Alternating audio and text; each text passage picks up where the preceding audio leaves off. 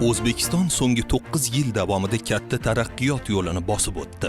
Bugun islohotlar o'zining amaliy natijalarini bermoqda. Buni tobora yangicha qiyofa kasb etib borayotgan shahar va qishloqlarimizda zamonaviy korxona va savdo servis maskanlari, maktab, bog'cha va shifoxonalar, obod ko'cha va mahallalar, transport logistika tizimi, raqamli xizmatlar misolida yaqqol ko'rishimiz mumkin. Yangilanish va o'zgarishlar samarasini har bir mahalla, har bir xonadon va har bir inson kundalik hayotida his qilayotgani ham bor gap.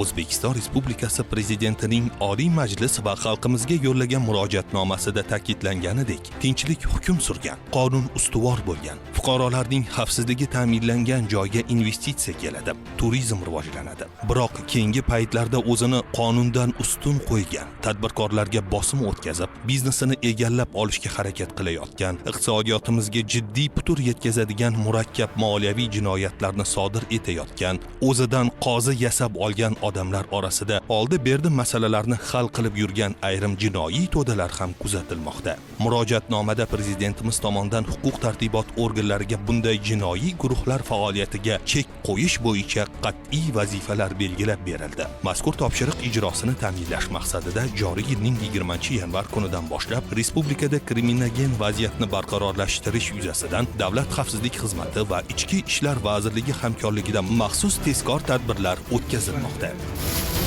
Mana ko'rasizlar hozir.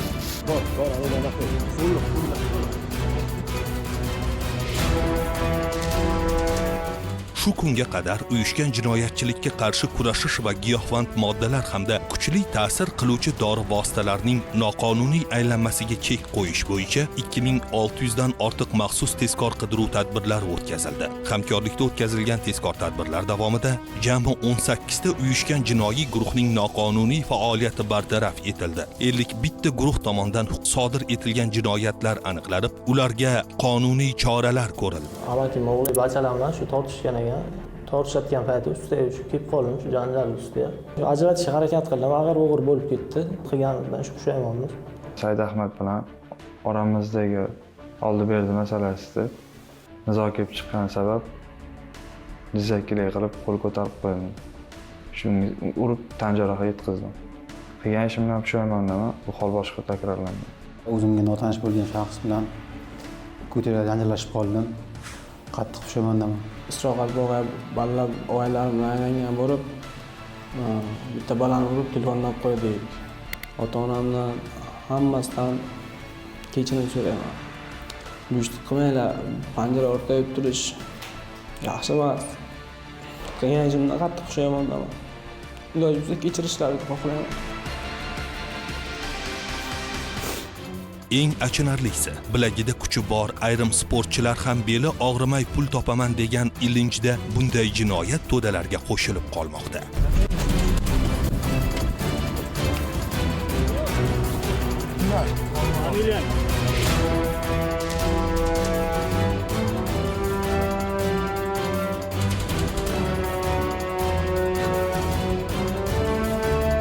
Yoshlikdan sport kurash turi bilan shug'ullanib, o'zimga o'xshagan sportsmen bolalarni yonimga yig'ib, tarafma-taraf bo'lib, ko'chada urushib yurardik. Yonimda mumkin bo'lmagan narkotik moddasini olib yurgan paytim ushlandim. Qilgan ishimdan chin yurakdan pushaymonman. Yoshligimdan sportning taekvondo turi bilan shug'ullanib kelaman.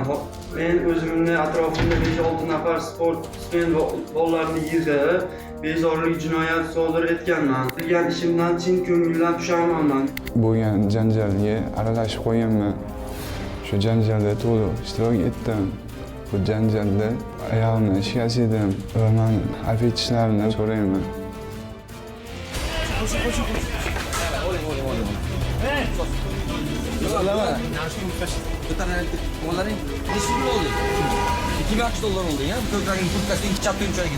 Shuningdek, bunday uyushgan guruhlar tomonidan 45 ta tovlamachilik, jami 2000 AQSh dollari. Nima deganingga?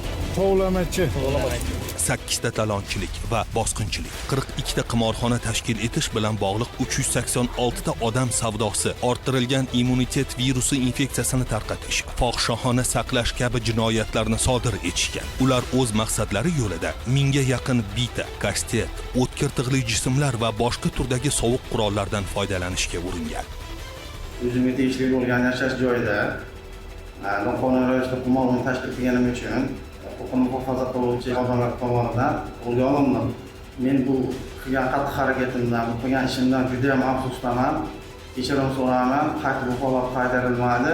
Hech kim o'rnidan qimirlamasa, uyga xonadonimda qimorxona tashkil etgan vaqtimda qo'lga olindim. Bu qilgan ishimdan chin ko'ngildan pushaymonman. Boshqalarga ham shu kabi qimor o'yinlarini tashkillashtirmaslikni maslahat beraman. Men O'zbekiston Respublikasi Jinoyat kodeksining 165-moddasi 2-qismi bilan 131-moddasi 1-qismi bilan tergov hibsxonasida saqlanyapman. Men qilgan ishimdan juda ham pushaymonman, juda qattiq pushaymonman, afsusdaman. Qaytarmaslikni, bu xatolarimni va'da beraman sizga. Salin tarafda urush ketib qoldi. Men mashinani to'xtadim. Orqaga 1-2 qadam tashlab turganimizda ustimga Nexia bosib keldi. Keyin mashinadan ballab tushib turganimizda oyog'imiz tagida temirlar turadi. O'sha temirni olib o'zimizni himoya qildik. Keyin men jinoyat sodir qilganimizni bilib, qo'rqib qochib ketdim Farg'onada 3 kun yashadim. Ichki ishlar xodimlari ushlab olib kelishdi. Qilgan aybimdan pushaymonman. Ta'kidlash joizki, amalga oshirilgan tezkor qidiruv tadbirlari natijasida 108 ta holatda o'q otar qurollarni noqonuniy saqlash holatlari aniqlanib, jinoiy ishlar qo'zg'atilgan. 104 ta turli xildagi qurol, 987 dona o'q-dori va 1,5 kilogramm portlovchi moddalar muomaladan olindi. Shiddat bilan o'zgarayotgan dunyoda giyohvandlik xavfi aholi genofondi uchun eng katta tahdidga aylanib bormoqda. Narkotik moddalar savdolari transchegaraviy va virtual xarakterga ega bo'lib, bu kabi jinoyatlarni aniqlashda zamonaviy bilim va ko'nikmalarni puxta egallash, yangi usul va uslublarni qo'llash talab qilinmoqda. Prezidentimizning Oliy Majlisga va O'zbekiston xalqiga yo'llagan murojaatnomasida ushbu masala bo'yicha milliy dastur qabul qilingani, endi narko-jinoyatlarga qarshi kurashish umummilliy harakatga aylantirilib, jamiyatda bu illatga murosasiz muhit yaratish belgilandi. Qora rang salafanga solingan, qo'ng'ir rangli o'tkir hidli gaz giyohvandlik moddasiga o'xshash moddalarni olayotgan vaqtida qo'lga olindi. Lokatsiya kimga tushgan? Menga tushgan. Qaysi WhatsAppdami? Mana lokatsiyasi. Chegarani bizni Qirg'izistondan O'zbekistonga o'tkazasiz. Qirg'iziston Respublikasi O'zbekiston Respublikasiga noqonuniy ravishda dorilar olib kiryapti. Zardex nomli kuchli ta'sir qiluvchi dori vositalari. Nima olib keldinglar hozir? Regapen dorisi. Necha pulga sotmoqchi eding? 1, 2, 3, 4 ko'rasizlar.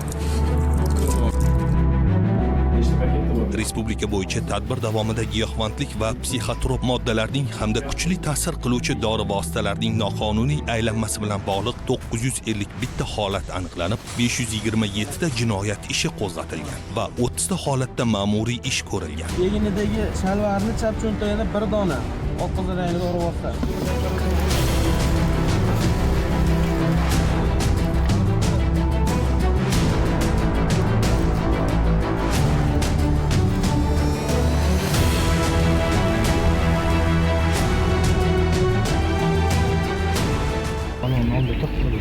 Nima turibdi bizda?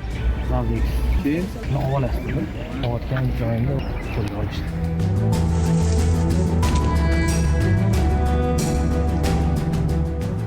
qonunga xilofligini bilardim. Uyimda saqlab kelganim uchun hozirda qilmishimga javob beryapman. Bo'lmagan narsalarga umuman odamni psixologiyasiga juda ham qattiq ta'sir qilib, odamni umuman olib chiqib ketayotgan boshqa joyga. Mana hozir tushunib yetdim, shu narsani u kerak yo'q ekan. Chunki o'zim ham farzandim bor, mana qilgan ishimdan pushaymonman.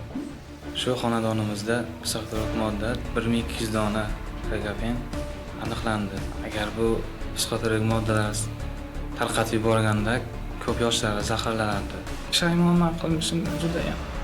Oxiri shu yerga kelmadiki, tavsiya berayman hech kimga bu narsani sotishdi, ushlashdi, saqlashdi, tarqatishdi.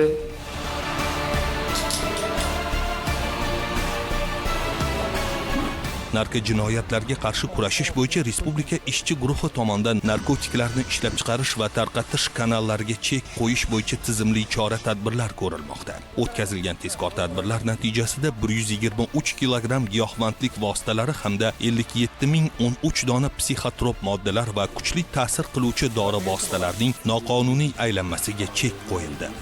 Noqonuniy narsa bilgandim. Qo'shtepa tumanida borayotgan vaqtimda qo'lga tushdim. 69 gram giyohvand modda bor edi oldimda.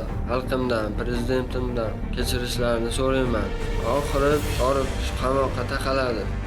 Unutmang, 38 milliondan ziyod aholi istiqomat qilayotgan O'zbekistonda fuqarolarimizni, tadbirkorlar va investorlarni har qanday vaziyatda ishonchli himoya qiladigan mustahkam tizim, kuchli davlatimiz bor. Bu jarayonda huquqiy tayanch bo'ladigan xalq manfaatini kafolatlaydigan bosh qomusimiz, qonunlarimiz bor. Eng muhimi, inson qadri ulug'lanayotgan yurtimizda har bir shaxsning haq-huquq va erkinliklari qonun bilan kafolatlanadi va unga nisbatan hech kimning kuch ishlatib, ta'ziq o'tkazishga haqqi yo'q. Mamlakatimizda qonun ustuvorligini ta'minlash, kattadir, kichikdir, jinoyatchilikni har qanday ko'rinishiga nisbatan murosasiz kurash olib borish hamda jamiyatda sog'lom muhitni mustahkamlash bo'yicha huquqni muhofaza qiluvchi idoralar tomonidan qat'iy choralar ko'riladi.